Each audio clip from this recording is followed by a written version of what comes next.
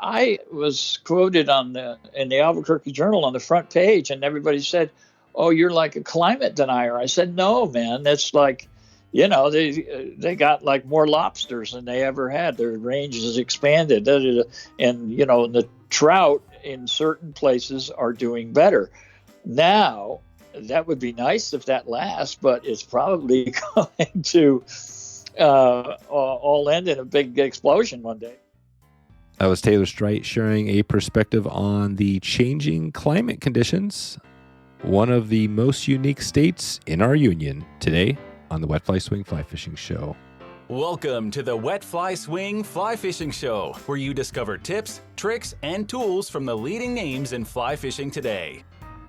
Hey, how you doing today? Thank you for stopping in on the show. Before we get rolling here, I wanted to remind you to check out a podcast. If you haven't heard of the Destination Angler podcast, Steve does a great job hosting the Destination Angler, and actually had Taylor's son Nick on, and they went deep on the Rio Grande. So after this one, you can click over there and take a listen to the Destination Angler and keep this party going strong. LakeLady Rods builds distinctive custom rods, each created one at a time to the exact specifications for you. LakeLady only uses world-class top-of-the-line products and components. Just ask some of the governors and senators that Chris has produced rods for in the past. These rods are crafted to be the most sensitive tool a discriminating angler can ask for. Please head over to wetflyswing.com/LakeLady to check it out right now. That's wetflyswing.com/LakeLady. Established in 1928, Dette Flies is the oldest family-run fly shop in the country, now in their 94th season. Dette's mission has always been to supply the fly fishing community with the finest products and services. Each fly they sell is either tied in-house or by a handful of select domestic tires. And we've talked to a few of them on the show, so it's been great to connect with Dette here. Please head over to wetflyswing.com/Dette to connect with them right now. That's wetflyswing.com/Dette, Dette. You support this podcast and the oldest family-run fly shop in the country. Taylor Streit, who has been leading his own style of fly shop and fly fishing adventures, shares his very cool story today. We hear his story of building a fishing business during the Woodstock days, find out about his battle with alcohol and how that affected his life during a period of time, and also all this, how it revolves around the Taos, the very popular Taos Fly Shop. Once again, we covered it all today, including a full breakdown on fly fishing New Mexico. So without further ado, here is Taylor Streit from TaosFlyShop.com. How's it going, Taylor? It's going. Yeah, it's going fine. So Taylor, this has been a long time coming. I'm not sure who first referenced you, but it was a while back. I want to say it was somebody over on the East Coast, and I've been wanting to make a connection with you for a while because you're down in New Mexico in a really what seems like an amazing part of the country. So we're gonna talk about that and the fly shop you created. But take us back. I always love to go back to the start really quickly. Talk about how you first got into fly fishing. Well, it's funny because just in preparation for talking to you, I listened to Nick Lyons just now, the interview you did. And it was, and my Instinctive Fly Fishing book is with Lyons Press. And Nick helped me with the title. And then he, before like the year he retired, something like that, like I think it was 2000, 2002, somewhere in there. He approved it. I mean, he's the one who took it.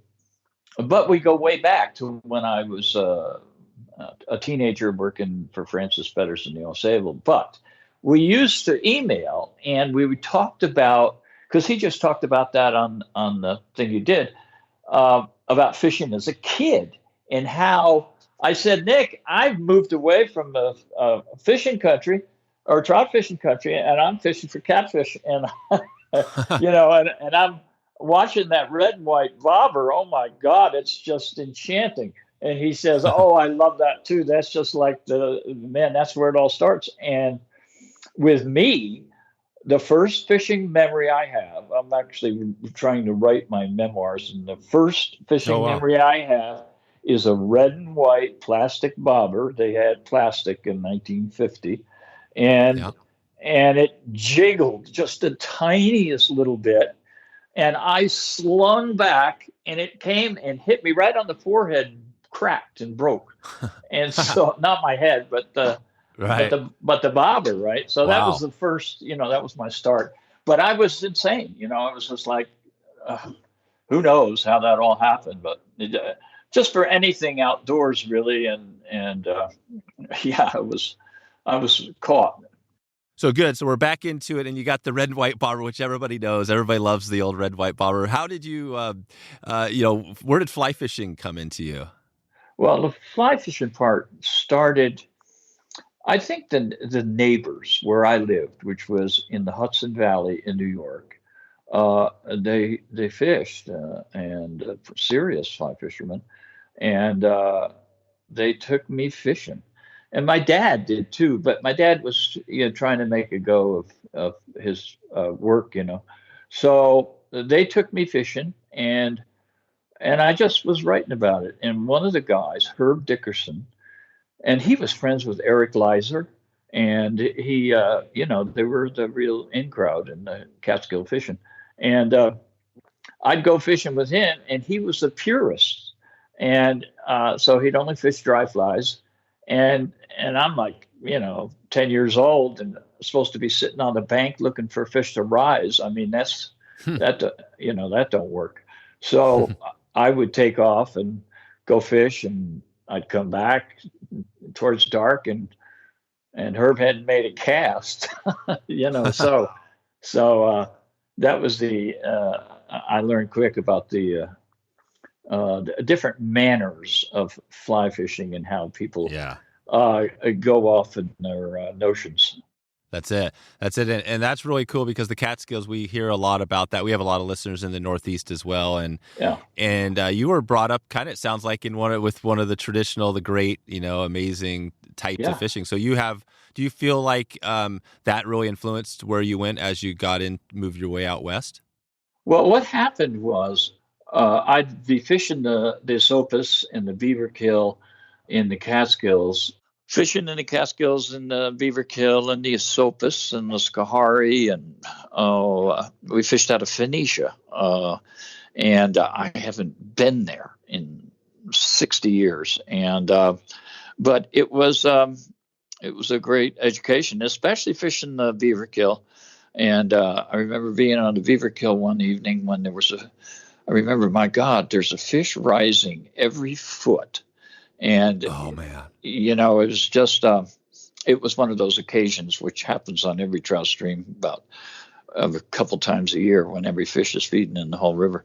But then when I was just after high school, I got tuberculosis, and I was in the hospital for a few months, and I got out of there, and that changed my life. And then I'm just going to fish for the rest of my life, and oh wow, and drink and smoke a lot of dope, and so I ended up working for Francis Betters on the Sable near Lake Placid, Wilmington, New York, and he was a very famous cat, and he developed some flies and the Sable wolf, and I tied flies for him for 15 cents each, and I guided, and I guided Nick Lyons once, and then he and Nick wrote in a letter to the editor in the New York Times in 1967, before he started in the book business. I've teased him about this and tried to get him to put this on the back of my Instinctive book, but he thought it was too extreme, because in that article he called me a monstrous predator, because I had all, it was before catch and release. And so we made, aluminum foil cylinders out of all the fish in the freezer, and they just were all wasted virtually, and then you try and eat them a year later. But so I did that for a couple of years, and that's where I really started in the fishing business, Yeah, that was it. Yeah. And then I moved to New Mexico after. And how old were you when you moved to New Mexico? I was about 20. 20. Yeah. So, Uh-huh. and this was, what year was this? Well, that would have been in 69. I was at Woodstock, and there were some people from New Mexico that I met there, hog farmers, commune people. And I don't know how in the world they could have talked me into going there, but I went, and there's some interesting stories disregarding fishing carrying on for quite a few years there. Yeah. Quite a few years. So this is good. I love this. So Woodstock, we're back to Woodstock, and really that influenced you to get out to New Mexico. So once you got to New Mexico, I mean, what were you doing there from then until, were you just fishing all the time? Well, there was a whole lot of it. Yeah, there was a whole lot of fishing. I got a job tying flies for a sporting goods store there in Taos, and that was not part of the United States then. And I mean, it was no longer the territory of New Mexico, but I mean, things rolled much differently there than they do in the rest of America. And I lived on a commune for quite some time, and then built my own adobe house, and I'd be in the fishing, tying flies usually, and that went on for some time, and I would write some, and I wasn't very good at it. I read something the other day, and then I started Taos Fly Shop in 1980, the same year my son Nick was born, and now Nick has the Taos Fly Shop, it's now a very, very large business, and I skipped over a lot of stuff there, but all the time fishing, and like now people can, with the incredible quality of guiding in the Rocky Mountains of the United States, and other parts of the United States, the people learn to fly fish real fast if they hire a guide, So yeah, I didn't have that. I had I think I heard you describe it, the self-taught cast. It's not pretty, and I did things like I went to Mel Krieger's casting school. A client took me as a tip, and that was a week-long school. And Mel taught me to recast, and then I had other almost adventures with Mel. And it just carries on. I mean, you've had a full thing. This is interesting because we're going to dig into a little bit of some of the fishing here in a sec. I want to take it back because I think it was maybe Ed Engel mentioned like Woodstock, and obviously I was never at Woodstock, so I missed it. But I would have loved to have gone. But give me a Woodstock story before we get into the fishing. I'm sure you've got a lot of stuff, but what was that? How did that influence your life?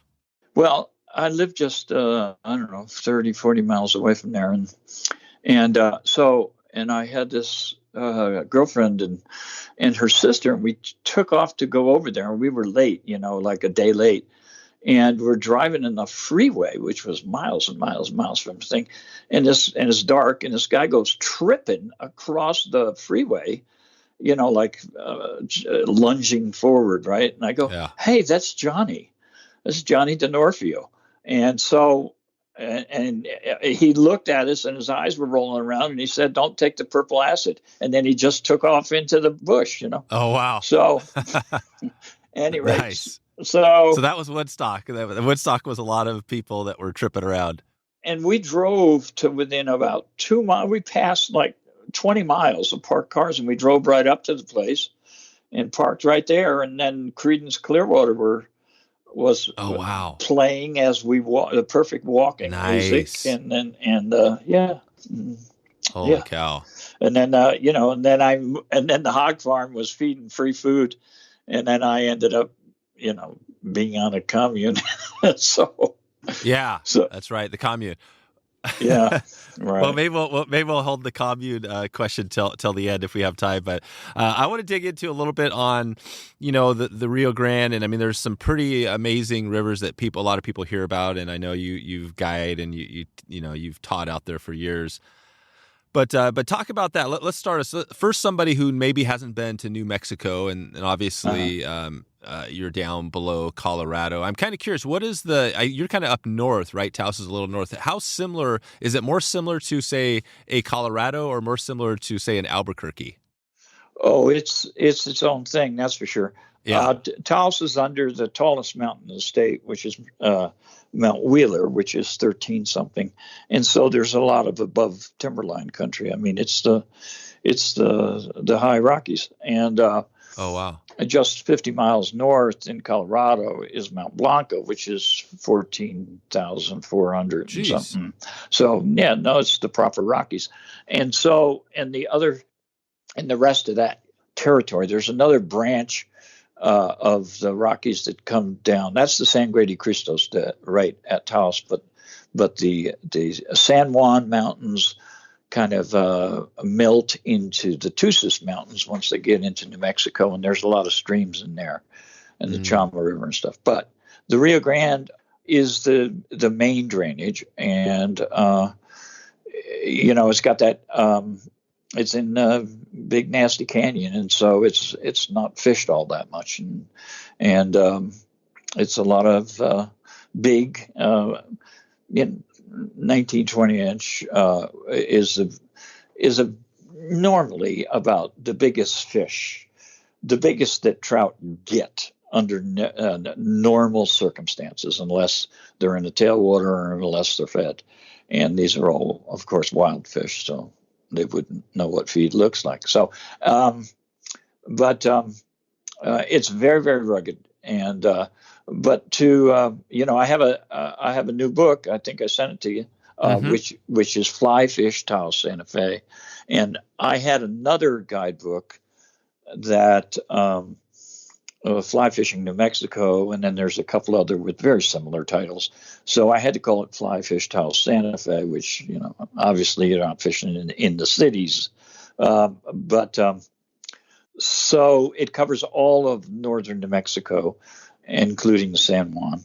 And it's up to date. I've published it myself, and so I carry it around and sell it. And unfortunately, the book business is not in the best of shape. So I went to one town, and they had 3 bookstores, and there wasn't a new book in the whole thing. They're all used books. Yeah. I think this is, I have the book here. I'm looking at it. Yeah, it's really nice. It's definitely colorful. You have some great maps in it and stuff like that. And you got the, all the big rivers, and the Rio Grande is one of those rivers. Let's go there for a second. Talk about the Rio Grande. Like if somebody's coming in there, they're flying in, they're driving in, and they want to get some fishing in. What are they looking at? What's that river? What should they be thinking? Do they need a boat? Can they hike in? What are they doing there?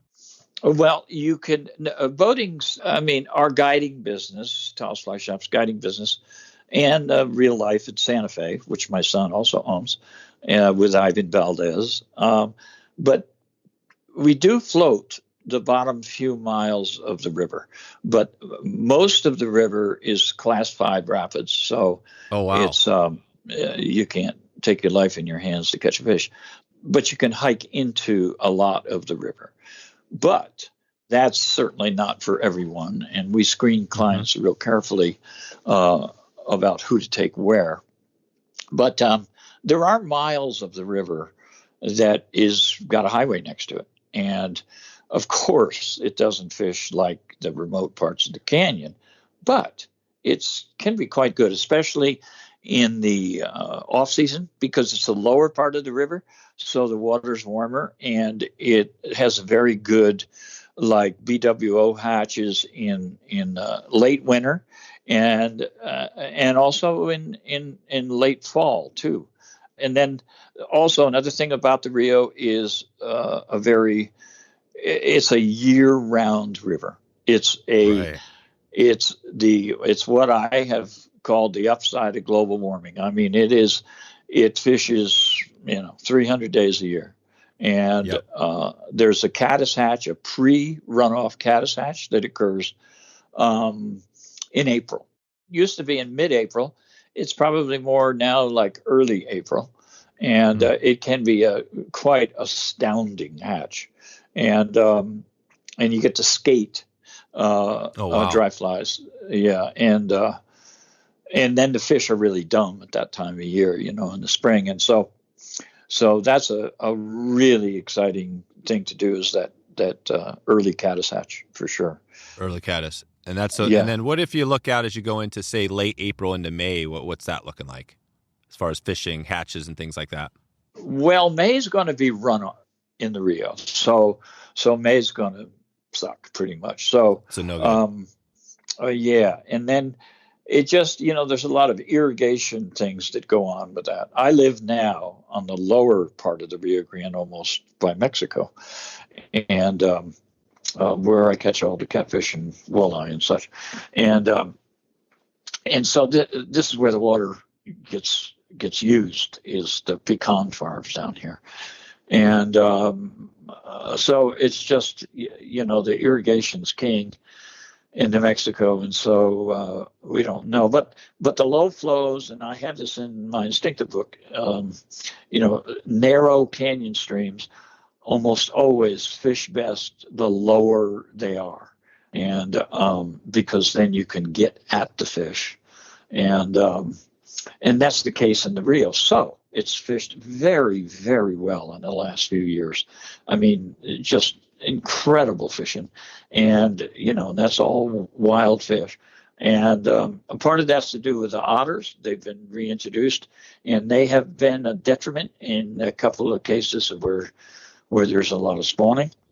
Mm-hmm. But in the Rio itself, they've cleaned up the carp, and which is a major competition, and they've cleaned up the crayfish, which is another major non-native competition to the trout. And so trout numbers have gone up considerably, and it's made up of probably 75% browns, 25% cut bows. They have a distinct kind of cutthroat slash, and then there'll be stalkers, along the highway, of course, but and there's smallmouth and pike, but the pike have been hit hard by the otters, it appears. We don't know where they've gone, but they're not as numerous as they used to be. But I was listening to your show with Larry Dahlberg, and and we have places in the canyon where you can get up, not like the full 600-foot part of the canyon, but a much lower, which is perfect for sight fishing, where you can see down. So when you guide it for pike, you have your client down below and you're up on the ledge, and you can spot the fish from up above. And then depending on how deep they are, you give them that brilliant Dahlberg diver, and you just put it on its nose and strip it until they can't resist. And anyway, sight fishing for 40-inch pike is quite a thrill. Wow. This is in the Rio Grande. Yeah. Uh-huh. Wow. So that sounds pretty interesting. You have not only the trout species, but you add pike, which you don't find everywhere. So how long have pike have been there for a while? I don't know. Nobody seems to know how long they've been there. They were probably put into a reservoir down below and then moved up. They're mostly in Colorado, in the San Luis Valley, which is just an hour above Taos. But and then there's a lake east of Taos, about 40 minutes away, called Eagle Nest Lake, which is a very rich fishery, and it has somebody, who knows who, dumped some pike in there I don't know, 10, 15 years ago.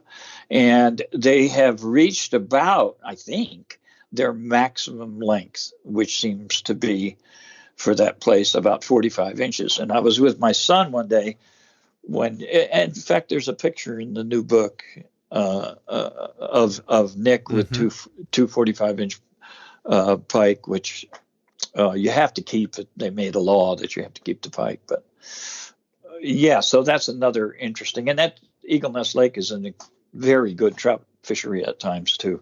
Oh, it is. Yeah. So you got so basically painting the scene. You guys are you're in the Rockies. You're in New Mexico, but essentially you're at a high elevation. And what is the elevation of Taos, the town itself? 7,000 feet. Oh yeah. So you're way up there. Yeah. So you're way high. Yeah. Santa Fe is about 7,000 feet. Yeah. Yeah, even Santa Fe, everything's big. So this is cool. So, for those that don't know Taos or the area, what do you really love about New Mexico and living out there?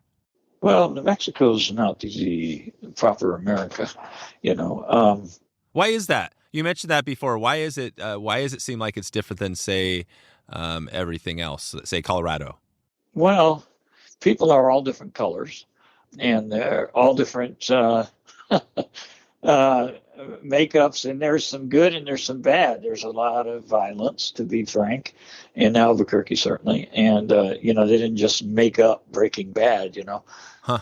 And, but there's a lot of artists. There's the landscapes are just incredibly unique in every direction you look. And to my liking is it's extremely light population, especially in southern New Mexico. I live right next to the Gila, and my neighbor, a buddy of mine, I consider him my neighbor, and he's 100 miles away, and so it's that's amazing. I haven't had anybody drive up to my house in a while. It gets a little lonely, so. You're right. So you would think that, you know, because you look at California, Colorado, some of these places, you would think that, yeah, I mean, more people would be piling into New Mexico because it's such a light, you know, warm. And that's true. That's true. Yeah, it is true.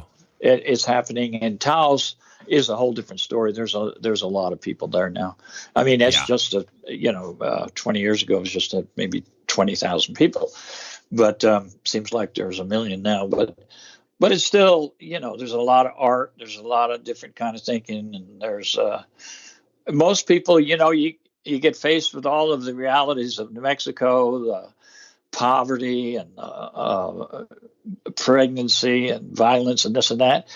But nobody really wants to leave. Right. Because of the weather. It's good. Well, the weather's good, but it's just New Mexico. It's one of a kind. This is awesome. I have a friend that actually lives in near Taos, and I haven't been there yet, and but I'm hoping to make a road trip. So if we were to make a road trip out there, let's say in April before the high water hits, and I was coming in there, what would you recommend for me to do? Should I just drive into the fly shop and check in with Nick, or what would you recommend? Well, from where you're coming from, you'd probably go by the San Juan. And we have a permit guide on the San Juan, and that's mostly float fishing. And I got one guide, Ron Zadal, who is exceptionally schooled on the San Juan. And the fishing there is not what it was 20, 30 years ago, but it's changed. And he's targeting these unbelievably big, like Tierra del Fuego size browns, 30-inch browns. And I mean, he doesn't catch, you know, maybe a couple of years, maybe a few, but there are these absolutely gigantic browns there. But anyway, that's a all season fishery. Oh, that's all season. Right. So then you get over closer towards Taos, then you're in around Chama. Chama's a superb river, but it has quite a narrow window of excellence, which would be early summer. Mid-June to mid-July really is the prime territory for there. Not April. April's not good there? No.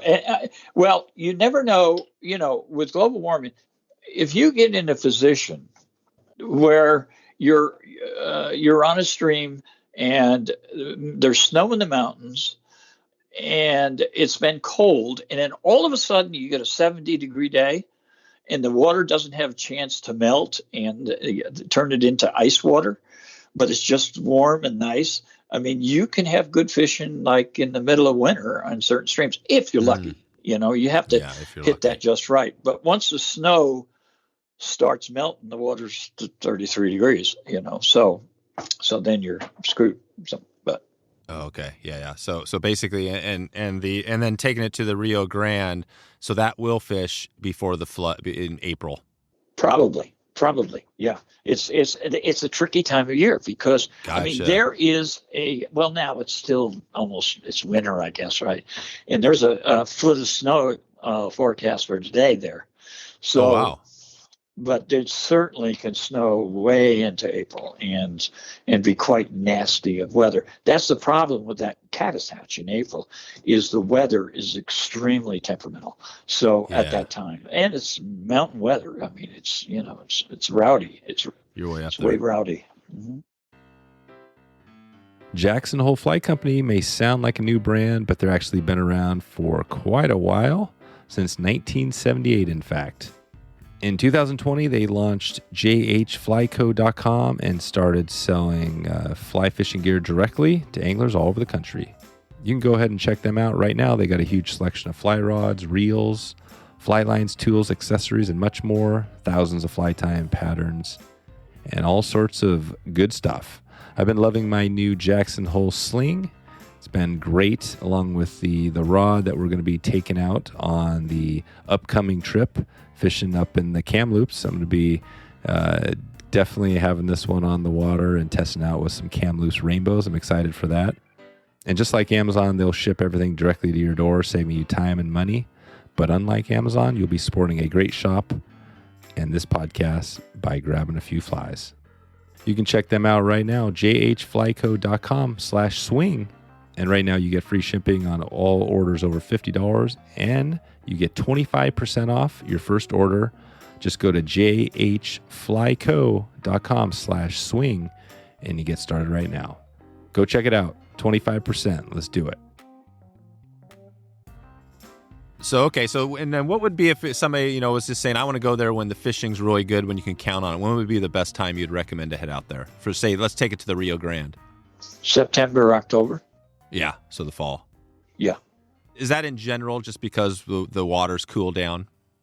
Well, it's good because there's very little pressure. And the water temperatures are good. August, the middle of August, is a surprising slot. Almost always there's a cool down about the middle of August, and then it might get really hot again early September. But the fishing in general, the best fishing in the Southern Rockies and probably the entire Rockies is late spring. It's June into mid-July. That's when the hatches happen. That's when the gray drakes, green drakes, stoneflies. Because another river we fish a lot, which is just an hour and 20 minutes north of Taos, is the Conejos in Colorado, which is a main feeder of the Rio. And that's fish probably average 17 inches. And they eat on top. They really look up there. So that's an excellent fishery in late spring, early summer. Late spring. Okay. So basically it's good. And then through the summer and the fall. And then is there a time towards, when you get towards the winter when things just kind of shut down? Yes. Well, like I say, the global warming thing, you just don't, I was quoted in the Albuquerque Journal on the front page, and everybody said, "Oh, you're like a climate denier." I said, "No, man, that's like, they got like more lobsters than they ever had. Their range is expanded, and the trout in certain places are doing better. Now, that would be nice if that lasts, but it's probably going to all end in a big explosion one day. But for right now, there are some good parts to the climate change."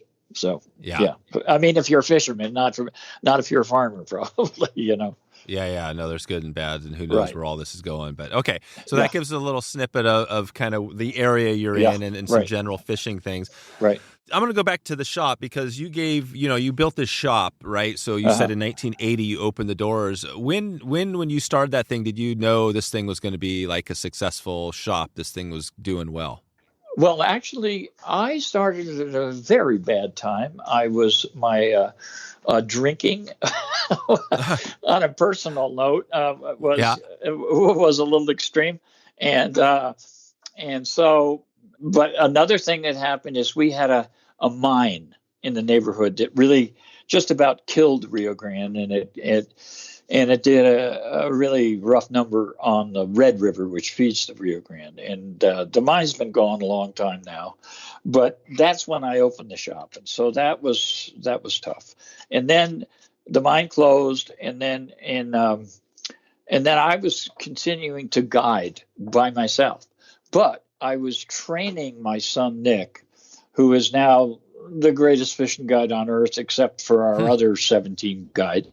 But he's they're all just so good, and it's just an amazing crew. And then I trained him in the sense that we'd go out on trips with, say, 3 people, and I'd say, take care of that guy, move him over there, and you brought the lunches, right? And da, da, da, da. Then he reopened the Taos Fly Shop because I closed it in 1987. Oh, wow. Year I got sober, actually. And so, and then around 2000, he reopened the shop, and then he moved it. It got bigger and bigger, and now it's in a quite large location. He's got, I don't know, 10 people working in the shop. 2 or 3 people at a time, and we have 17 guides, and do a pretty big business. And he and Ivan Valdez also own the fly shop in Santa Fe called the Real Life, and I just sending a box of 50 of my Instinctive book to Ivan at the shop in Santa Fe for the college course they teach on fly fishing. So we did a lot of schools, and a guide school was a big deal. We used to do a school with, it all started with schools we did every year with AK Best. And we would do, and it was in that Caddis Hatch was when we did it, and God willing. And we would tie flies in the morning, and then the fish activity was in the afternoon. So then we'd fish in the afternoon. It was a wonderful school. It was really a gas to do that. Yeah. No. So, and I want to get on the timing here. This is 1980 you opened the shop. 1980 it sounds like you had a period there where you struggled with the alcohol and things like that. So 87 you closed the shop. So it's closed for 13 years before Nick opens it up. Yes, right. And I was guiding on my own. And now to guide without a physical location, well, let's say, despite all the booze, I got pretty good at the job because people got to really want to find you if you're not. So I was doing 100 jobs a year. And then a while after I guess in the 90s, somewhere in there, I started working in the Bahamas. Oh, wow. And I ran South Andros. I ran 2 different fishing operations there and spent quite a bit of time, 5 years, I think, going there. And then after that, which is a whole nother story, but after that, I started taking people to Argentina, and I did that for 20 years.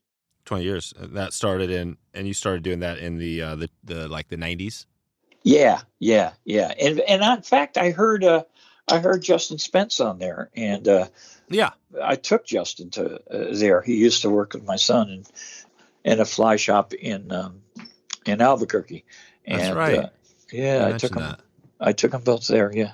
You're bringing together some of our past guests because now I remember. Yeah, Justin mentioned you guys, and right. We've had a lot of people. Yeah, Nick I think did, and there's just been a whole bunch of people along the way. So it sounds like you've had kind of a little bit of a up and down, rocky. It's not like you just built this fly shop and it became the biggest fly shop in the world. You literally had some ups and downs. Does it feel like it's been bumpy for you?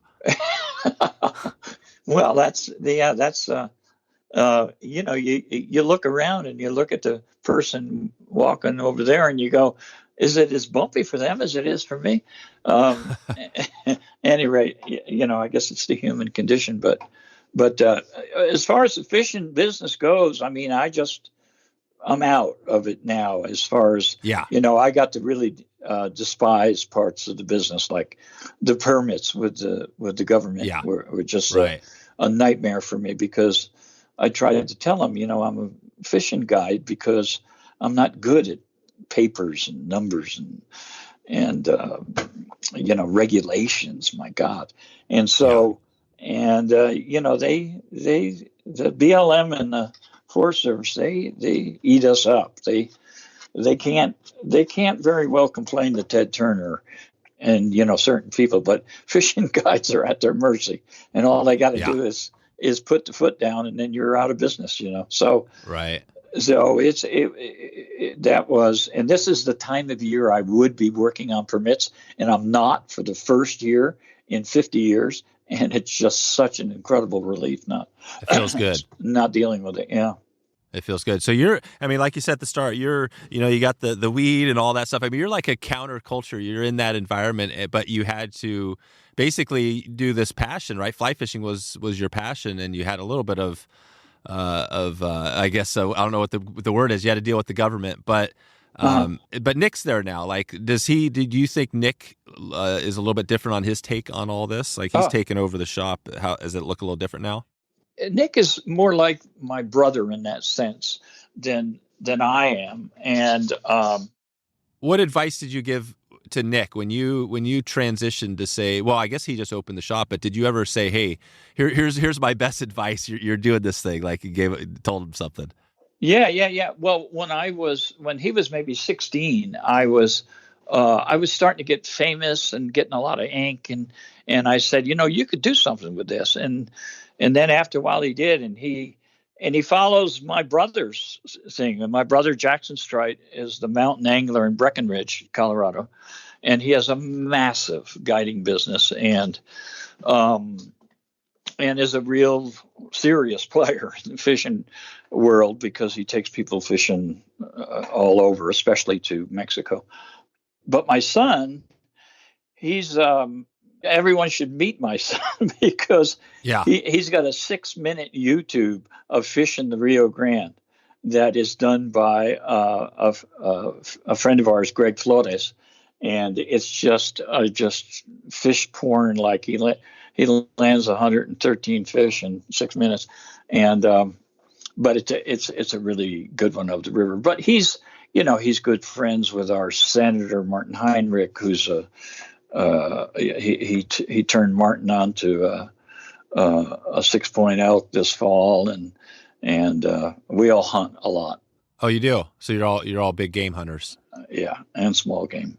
Cool. So basically, Nick is doing it, and then you said Nick was the one that turned the Senator on to the big elk. Yeah, he did. It could have been Nick and Garrett Vennerklausen, who's another part of the troop, and they hunted together this last fall. Yeah. Okay. Good. And I had 2 other quick questions, and then we're going to get back to fishing. But we had a guest on recently on the podcast, and he surprised me because he said right at the start of the episode when we got going, he said, hey, he was telling his story, and he said, yeah, and I found myself, on the street. I was living on the street. I was basically a bum.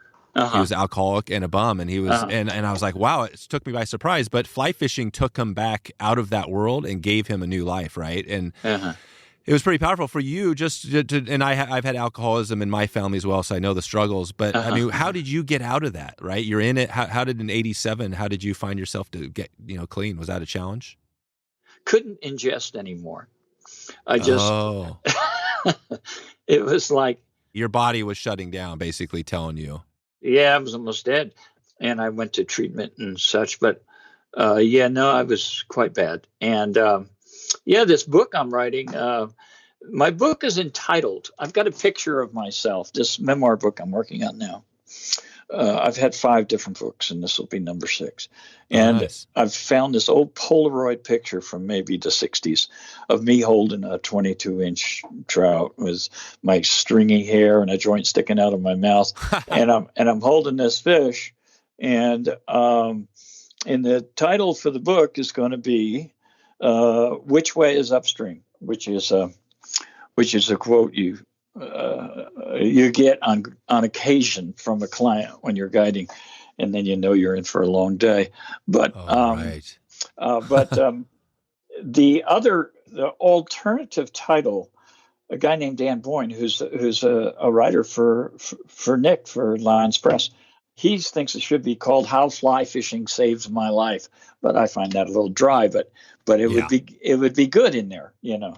Yeah, I like Which Way is Upstream. I think that's the one, because Right. even if you don't know what that means, it's still it's still interesting. Yeah, yeah. Well, you know, I've been working on that chapter about guiding. You know, about how when I started guiding, I kept notes on the fishing, the flies, the insects, the timing, and then it just gradually over time just became about the clients, because then I knew about the fishing. That was deep inside of me, right? But the clients were always a surprise, and I realized there, as far as writing, you know, there's a lot of stories to tell about taking people fishing. It's a pretty intimate thing. You learn a lot about somebody in 8, 10, 12 hours, whatever a day is. That's right. Yeah, you've had a whole, like, pretty much everybody, right? You've probably guided just about every type of person out there. Does it feel like that was the thing you really loved as you know, in the guiding, is just the people?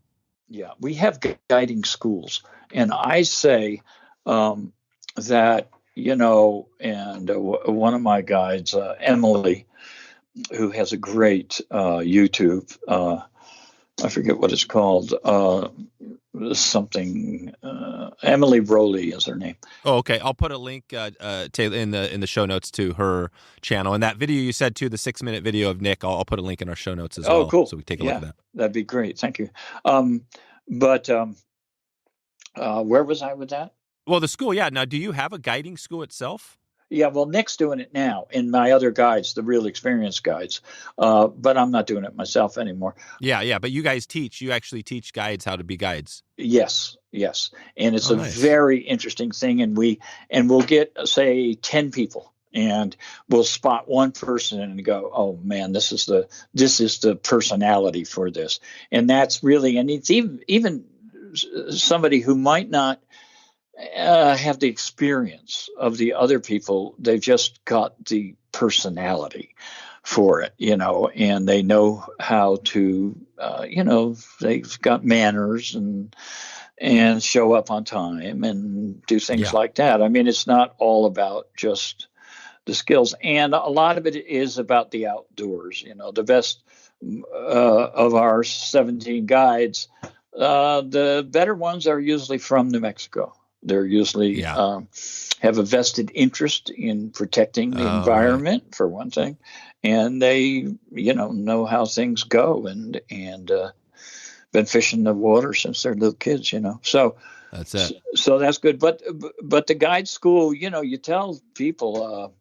man, this is a really bad idea to make a living, and they said, yeah, but you're making $200-300 a day. And I said, well, okay, now look at that a little closer, because that's for a season that's about 3 or 4 months long. That's, you know, you're not getting that 365 days a year. No. So, you know, it's not much. And I was very fortunate to, you know, I mean, I retired with a pretty good take at the end. And, you know, and I had my book income too, but the guiding is, it's a rough way to go. And the people, I mean, I've got all these grown men, not college age people, but grown men who've been doing this for 20 years.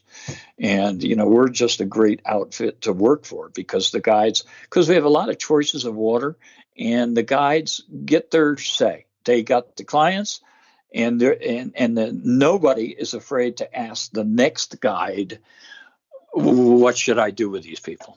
You know, because you try and match the client to the water. And like, for instance, in the canyon of the Rio Grande, we're only going to have 1 out of 10 clients that can hike in out of the canyon and then have the skill to fish the very complicated currents there. It's tricky. Oh, that's the Rio Grande. Like, if I was to come there, like we were saying, you know, before, that I could hike in there. I love that sort of hiking. You know, that'd be my style. But you get in there now, the fishing's tricky too. The whole thing is tricky. Well, there's some stretches of it. If you fish like riffle stretches where you don't have a lot of current to read, just anybody can probably do pretty good.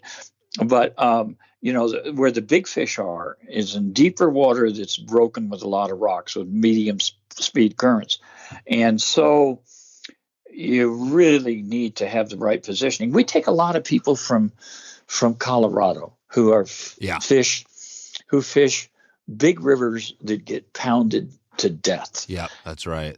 And they fish. Our job with those people in the Rio Grande is shortening up their cast and getting closer to the fish and not mending. And, one of the big jobs a guide has in our case, in other streams is different, but in northern New Mexico, the fish are generally pretty dumb. And so they'll usually take whatever fly comes by. And it's more about, like I heard Larry Dahlberg say on your show, which I really appreciated. It's not what people think about flies. It's what the fly does and what it's for, So I have one fly that's become pretty famous. It's called the Pound Meister, and it's a great big crane fly nymph on a big hook. And if the fish take it, you're much more likely to land a big fish on a big hook. And so, you get down to the intricacies of guiding, and a lot of it is just common sense stuff. And that's like my Instinctive book. Who would I be going with there, Taylor? If I was to go into or talk to Nick and say, hey, I really want to go into the canyon for a day, are there all of the guides could take me down there? Or would it be just like, yeah, okay. Pretty much. There's a couple guys that may have only been guiding for 2, 3, 4 years that maybe not, but we've got a lot of beginner fishing too. Another thing we have there that I may be not the right time to say this, but I think it is. It may come up and open up this year. Is there's a massive Rio Grande cutthroat? Oh, the slam. Yeah, it's in an area called the Vividal, which is an extremely gorgeous high elevation, 10,000 foot country, and it's the world's biggest native trout restoration project, and it may open up this year because they've had to remove all of the hybrids that have been in there, but that's also another big factor in our fishing is that it's the Rio Castilla is the actual stream. Rio Castilla. Okay, so yeah, so there's a bunch of, and we haven't touched on everything today. Obviously, there's a bunch of different rivers. I mean, what would you say again? So New Mexico, what have we not taught? What would be important things to be thinking about if you're going to plan a trip there? What would you tell somebody? Or just grab your book probably is a good way to do it. Or grab one of your books, right? But yeah, well, it's the new book. It's like Fly Fish Taos Santa Fe, and that's only a year old, so it's quite up to date. I was trying to. Somebody said, well, I can just go get a used guidebook. And I said, well, I wrote that used guidebook, and I know that most of it's dated. I can tell you, looking at this is that the great thing about this is that this book, those maps, I mean, I love maps, but... That's Pete Chatwell's map. He's your neighbor, Pete Chatwell. Oh, those are awesome. Yeah, because they're clear, they're colorful, they're not too detailed, but they're really easy. Right. So if you're going, I mean, when we go there, and we're heading there sometime, but I'm going to have this book right next to me as I'm going because this is great. But so let's say somebody doesn't have the book in front of them right now. What else do you tell them if they're coming there? They're planning a trip right now. What else do you tell them about planning a trip? Well, obviously, getting guided is a big deal. Yeah. So you think you need to spend at least a day with a guide? Well, if you spend a day with a guide, and I'll give you some little tips. You don't say, I'm planning to build a house right here by the property as close as I can to here and fish here every day after you take me fishing. You say, okay, I'm going to fish here. I'll probably never come back. So you can show me your best spot. So, something about booking a guide trip, and this is true anywhere, is the farther you do it in advance, the better. You're going to have the best choice forgot. But how far in advance? How far in advance would you say? Like if I was planning a trip, I would just want to. a month. Should I do this a year out? Oh, okay, month. No, a month, 2 months maybe. Okay. But then try and be flexible at the end. In other words, you might all the time we'll have say people that want to fish the Rio Grande, but then when we meet them, they might weigh 800 pounds, and that's not going to work out, So we have to steer them somewhere else, or the condition of the water might be bad. So you can't really hold rigid notions, and you have to roll with the punches on that thing, and that's why you have a guide, because people get this idea, what they want, and maybe that's just not in the cards. Gotcha. So if we take it back to me, again, I'm always thinking about this example, but if I was coming there and I wanted to say, check out the canyon would be really amazing, but also I think it'd be fun to do like a float trip. Are there a number of places you can do float trips? Well, we have, we're the only ones. There's a floating the Rio is a big deal. It's big business when the water's high, but when the water's low, there's and when it's high like that, it's not fishable.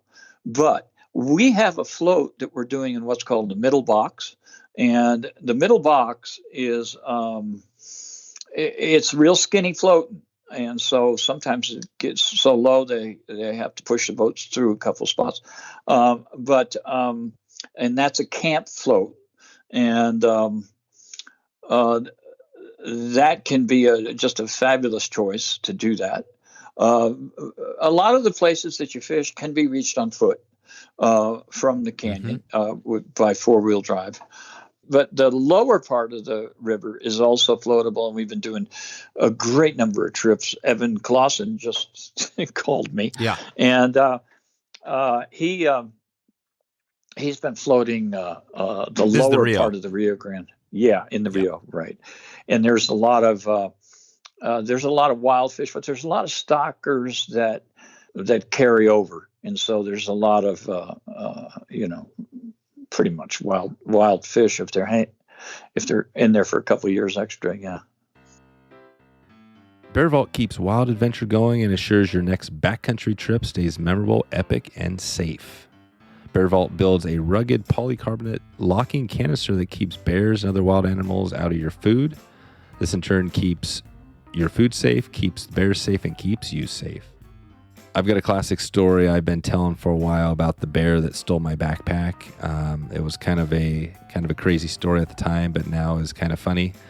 I left some food in the pack, didn't seal it up, and the bear just kind of walked up and grabbed it and took off. Never saw that backpack again. So that was one of my stories. I've had some encounters along the way, but it's definitely awesome having the Bearvault, because now you don't have to worry about this if you're out there. You can just lock it up and you're good to go. And now you too can experience all of the great stuff of the remote backpacking trips or your trips out there with the bears and not have to worry about fiddling with your stuff. Sleep soundly knowing your vault has you covered. The Bearvault also has some great bonus features like the see-through walls so you can check out what you have going. Plus, one of my favorites, it doubles as a camp stool. This is awesome. Who doesn't love another camp stool?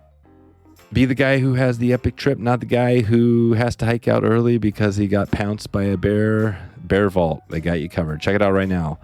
wetflyswing.com/bearvault. That's BEARVAULT. You support this podcast by clicking over to check out Bearvault right now.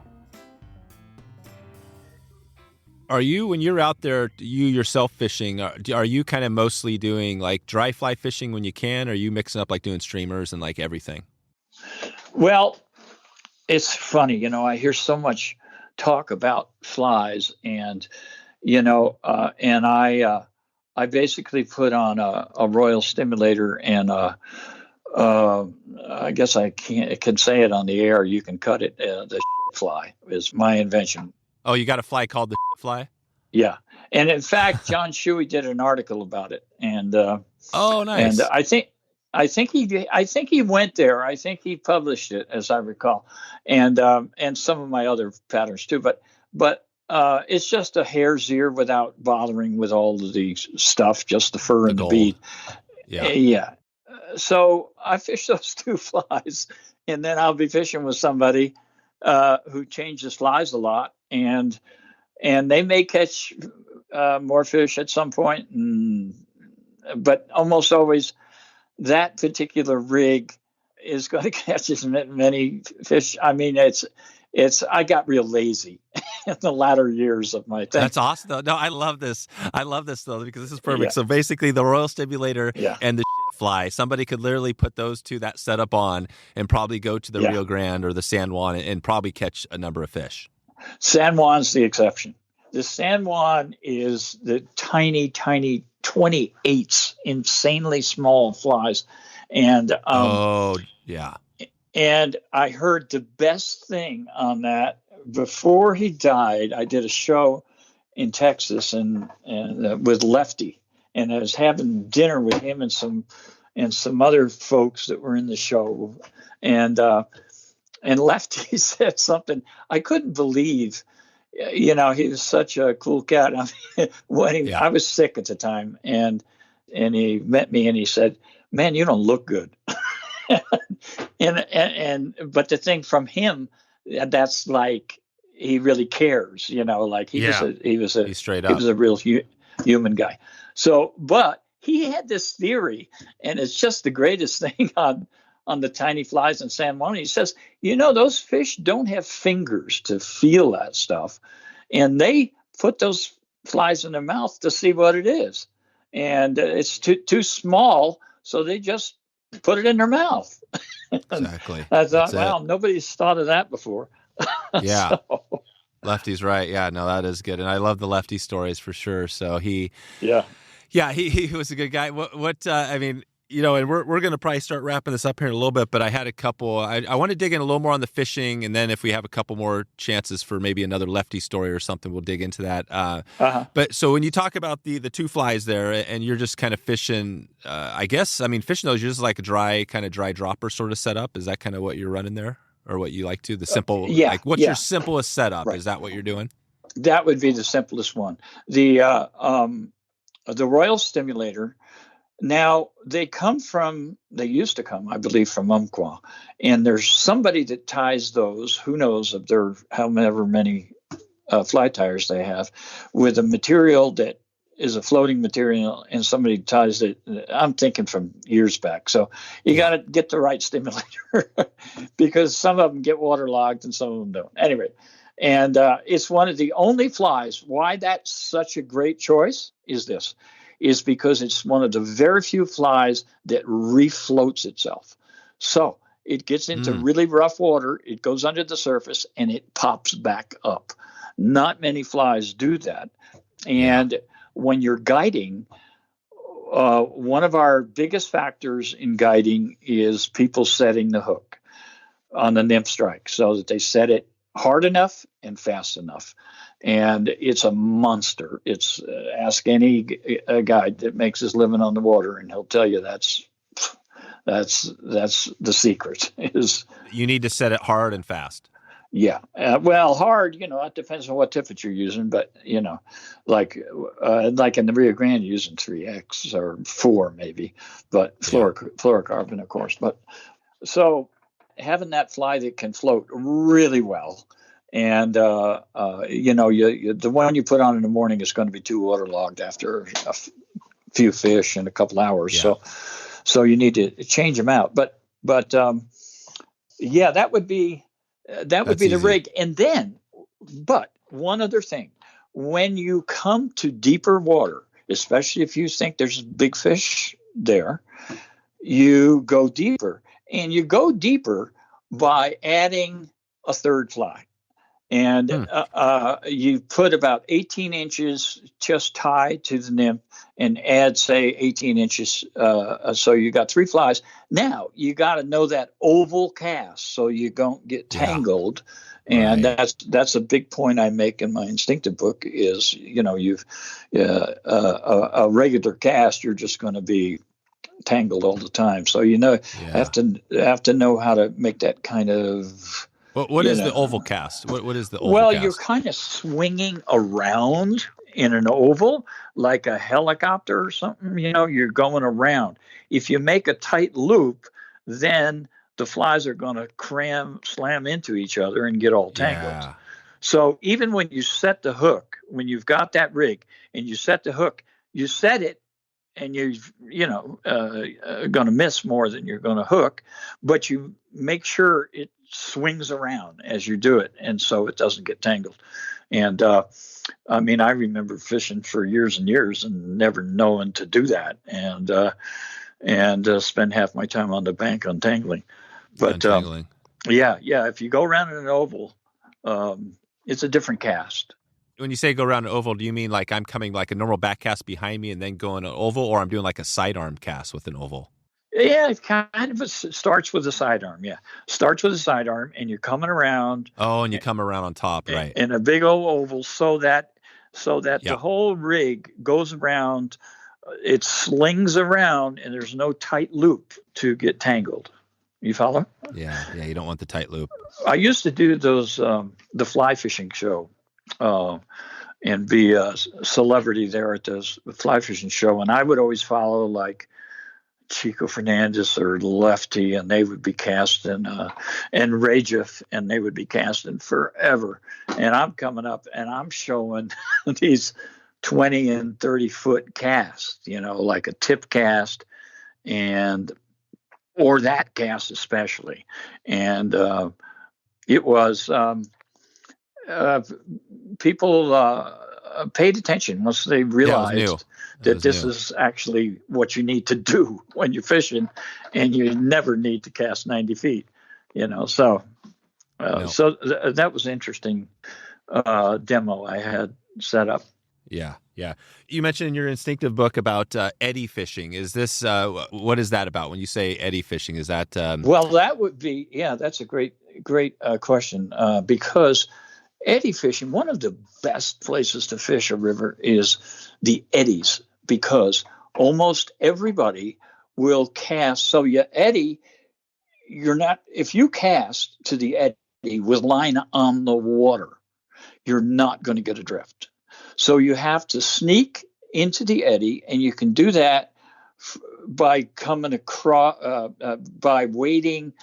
There's going to be a fast current, and you can wade close to that fast current usually without spooking the fish, and then reaching over with your arm as far as you can. I know there's a drawing of that. It was actually done by Pete Chadwell too. That reaching over, and you just drop those flies straight down. Right. Or you do it from the bank, but you stay back as far as you can. And you just so no line on the water. Walk on tiptoes, exactly. So it goes straight down. And one of the really cool ways to do it, and this is like coming, there's a lot about, in my book and in the guiding, there's a lot about dexterity with the fly rod. It's really difficult to drop a fly in, just drop it straight down from your rod, and do it at the right pace so that it's going at the sink rate. And so it's going down, and the fish takes it and just hooks itself because it's just about tight. I mean, it's a Euro nymph kind of thing, right? Yeah, and so, exactly. So in fact, the Euro rod would be really good for that eddy circumstance. So if you know where there's a bunch of eddies in a river that you're fishing and you don't do that well in them, then you fish it different. You try and get really close and drop it straight down, and that's where a really large fish like. And of course they like to rise in those spots too, especially if there's foam on it. That's right. So if there's a hatch off, it's good. Yeah, right. Foam is good. Foam is home. Yeah, foam is really good. Right. And sometimes what I've done with the foam, we'd have a lot of that in Argentina when we would fish there, and is you fish it dry in the foam, but you skate it real slow, just so you can see the fly across through the foam. But then the trout see it too, because it's drawing attention, because there's no what's the word? Well, there's so much foam and insects in a particular spot like that how are they going to know about yours? And if you cast your fly, a dry fly into there, it's going to sit on top of the foam. So you want to put something you can just skate right through the at the very surface. You follow me? And just skate it real slow. Yeah, like in Argentina. I think the trout are smarter now than when I used to spend a lot of time there. But we move the fly a lot. We moved to we'd fish lakes with bass poppers and for trout, and you just want to draw their attention, and so fishing for dumb trout's a gas. Yeah, beats the hell out of it. Anymore when I go trout fishing and I get to a place and I have a fish look at the fly and then turn away, I go, oh, it's been caught. Let's go elsewhere. And it's not like, I just don't, some people get off on that, but I like the dumb version. So, yeah. Do you still get as fired up about your fishing, getting out on the water as you used to? No. Yeah. When did that change? Because I look at my dad, who I think he's a lot older than you, but he, I saw the transition. We transitioned from him being the full on fishing all the time, and then I became that person. And I also saw him where he literally started to get out of fishing, and it was partly health related. But I mean, when did that? Do you look back and see that transition just of a life of doing it for 50 years, and you're like, okay, I did enough of that? Yeah. Well, I would say that I've gotten more practical. I'm like fish to eat. I'm looking for fish to eat, and that's catfish and walleye and white bass, and they're putting wipers in this lake. I live next to Caballo Lake in New Mexico, so I'm looking for fish to eat. I just, catching a fish and throwing it back, pretty dumb thing to do. So, but catching one and eating it is makes a lot of sense. But I still, if I got up on the Conejos when the green drakes are hatching, I just you'd still be fired up. That's a different thing. Yeah, right. Yeah, that's it. And I do really like fishing really small streams and way back in the mountains and seeing the country and making a cast here and there. Yeah, that's usually for brookies or cutthroats in that case. Yeah. Exactly. Yeah, we all evolve. That's a great thing, right? We all, in our fly fishing journeys, right? Everybody listening here is going to be into one thing, and then it's going to slowly evolve into something. And that's what's great about it, because it's so diverse, right? You don't have to be a cutthroat fisherman your whole life, right? You could fish for bass, and it's amazing. Right. So I can't tell you that the number of people that I guided, normally women, who wanted to fish without a hook. And so you cut the hook off. It's an amazing thing. You cut the hook off, and then the trout eats the fly and swims around with it like a dog with a bone. Right. And then they let it go. Yeah. Are you still get the fight when that happens? Do you still do you get a good fight on the fish for a little bit? I never seen them fight. I mean, they let go as soon as you pull on it. They feel it. But, they feel it. Yeah.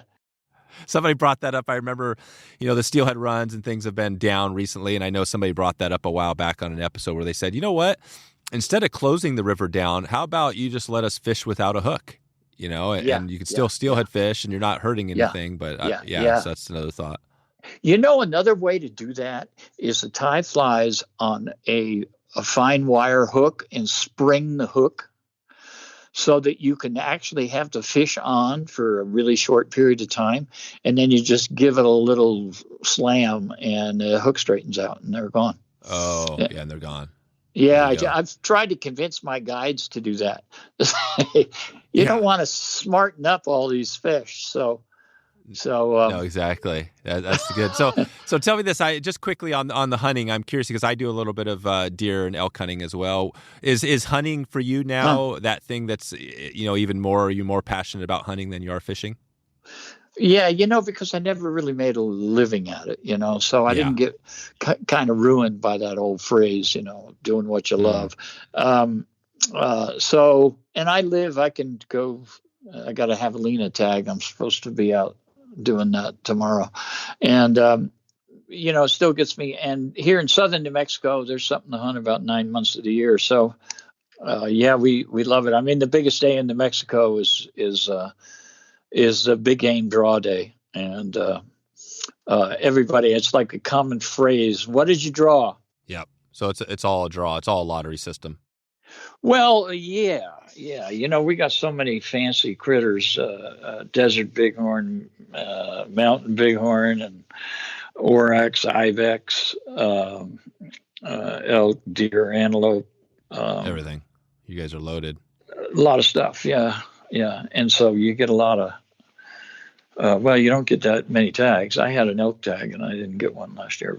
But my son got one with a bow. So I'm eating that, and then Evan got one, and so yeah.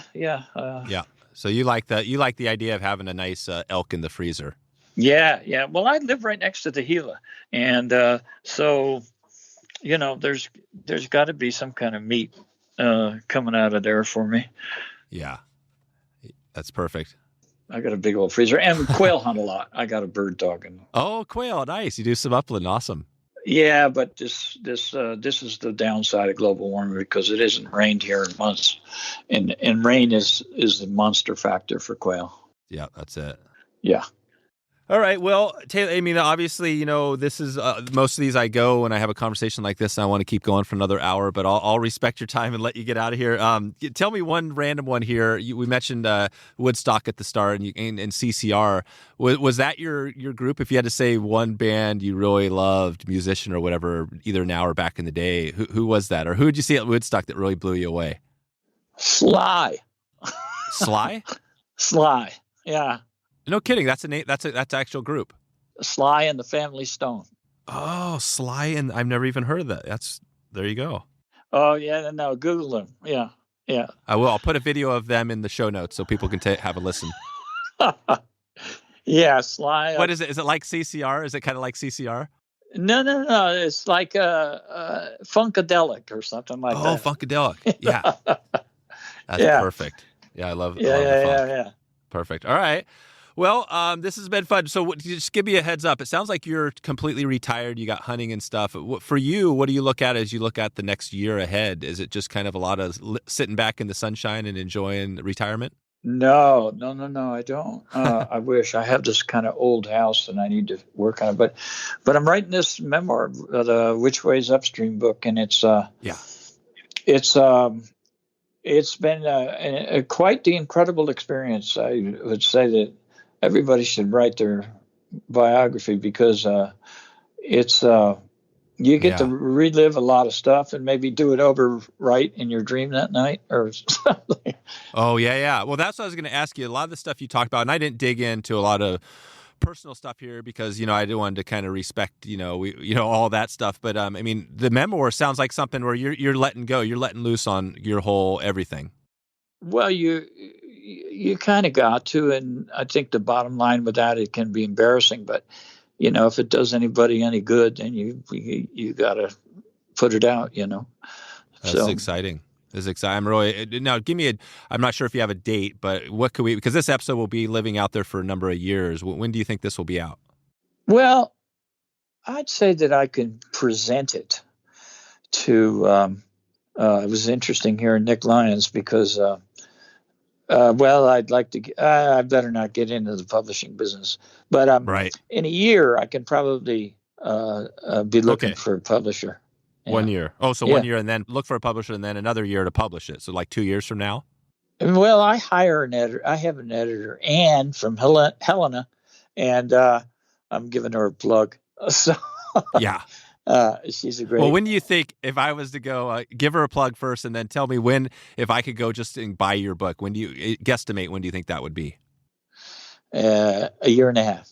Okay, year and a half. That's good. I just want to nail you down a little bit here, because we left a lot on the table as far as a lot of stuff I'm interested in your background. You know what I mean? So I'm really excited to get this thing. I got some stories, believe me. All right.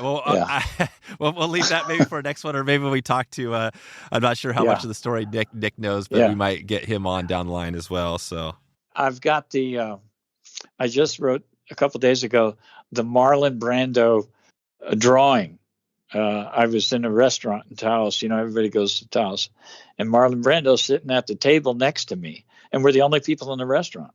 And everybody's coming up and bothering him and everything, and I don't say nothing to him. And then he ate 4 desserts. That was in his heavyweight days, and then he left. And the waitress comes over and holds up his placemat, which is an absolute perfect pencil drawing of me sitting there eating dinner. And I reach up to grab it, and she says, "I'm keeping it." And that's the last I saw. Wait a minute. Now, you said Marlon Brando drew a picture of you? Yeah. And that is crazy. I think it was before there was a copier machine. It was like 50 years ago, Oh, and so, wow. So I never saw it again. I never heard about anything. And, And that waitress is probably, that drawing is somewhere out there, probably still. That was Maybe. New Mexico in the olden days. That's how things rolled. So you painted a picture of New Mexico and Mexico, that whole thing down there, of this really interesting place that I think that like people are probably going to want to go to if they haven't been there. It sounds like a really unique part of the country. It is that. Yes. And the landscape is so, just up the road from me is Bosque del Apache, which is people come from all over the world for the birds. It's New Mexico's like got 450 species of birds. Wow, this is cool, and I love birds too. So, all right, Taylor, I'm going to let you get out here. I appreciate you taking the time today and shedding some light on your background and history. This has been a lot of fun, and appreciate everything you've given to fly fishing and over the years. It's been awesome. Well, you're doing quite a bang-up job yourself, Dave, so thank you. So there you go. If you want to find all the show notes, all links, and every other thing we covered today, wetflyswing.com/313. Just a reminder, if you want to follow this episode up, and we talked about Nick, Taylor's son, on this episode, you can go over right now to the Destination Angler podcast and check out what Steve has going. He interviewed, the title is Going Deep into the Rio Grande Gorge with Nick Streit. So you can go, I'll have a link down in the show notes to check that out. Definitely have a listen to that one. Steve does a great job over there. Before we get out here, just want to remind you, we've got giveaways going, some big giveaways right now. wetflyswing.com/giveaway. Check it out, and you can enter easily to win whatever big one we got. I'm not even sure right now. We got a lot of stuff going. Hope you're having a good day. Hope you're enjoying it. I really am glad that you had a chance to listen in here. That episode with Taylor was, to me, I always love the ones that, they're a little bit different. And, it's, New Mexico is a place that is definitely has a different vibe. And I think that's probably one reason why we all need to eventually get out there and check it out. Not to mention the good fishing. So, okay, I'm going to get out of here. I am going to take it on to the next one. I've got like 5 podcast episodes that I need to kind of get rolling in the editing room, get them ready for Dom. So, I want to thank Dom. Cheers to you for doing this. You've been doing an awesome job. And cheers to you if you're listening right now, and to listening till the very end. Have a good night wherever you are. See you on the water, or see you online. Thanks for listening to the Wet Fly Swing Fly Fishing Show. For notes and links from this episode, visit wetflyswing.com.